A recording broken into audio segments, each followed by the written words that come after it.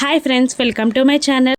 ఇక lucky birthday నాడు అరవింద లక్కీని ఇలా అంటూ ఉంటుంది. లక్కీ, ఈరోజు నీ బర్త్డే కదా, ప్రతి బర్త్డే రోజు కూడా నువ్వు డాడీ దగ్గర నుండి గిఫ్ట్ తీసుకుంటావు కదా, డాడీ నీకు ఒక గిఫ్ట్ ఇస్తారు కదా, ఈసారి గిఫ్ట్ ఇవ్వమని అడగవా అని అరవింద లక్కీని అడుగుతుండగా, ఎందుకు అడగను, అడుగుతాను అని అంటూ లక్కీ మిత్ర వైపు చూస్తూ ఉండగా, ఇక మిత్ర నీకేం గిఫ్ట్ కావాలో అడుగు తల్లి అని లక్కీని మిత్ర అంటూ ఉంటాడు. ఇక లక్కీ నేనేదడిగినా ఇస్తావా డాడీ అని అడుగుతూ ఉంటుంది లక్కీ. ఇక ఏదడిగినా ఇస్తానమ్మా అని మిత్ర చెప్తూ ఉంటాడు. అమ్మ కావాలి అని లక్కీ అనిస్తుంది. ఇక దాంతో మిత్ర షాక్ అవుతూ ఉంటాడు. అరవింద జయదేవ్ నందన్లు మాత్రం సంతోషపడుతూ ఉంటారు.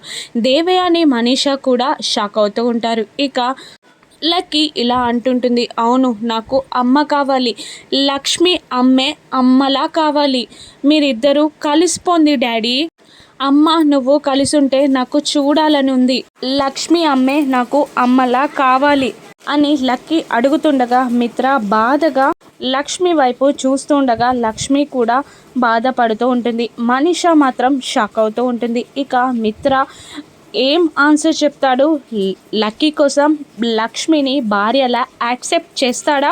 రౌడీల నుండి తప్పించుకున్న భాస్కర్ వచ్చి లక్ష్మి మిత్రాలకి మనీషా కుట్రగుచ్చి లక్కీ జున్ను ఇద్దరు కవల పిల్లలని, లక్కీ వాళ్ళ కూతురే అని నిజం చెప్పేస్తాడా? రాను ఎపిసోడ్స్లో చూద్దాం. Thank you for watching.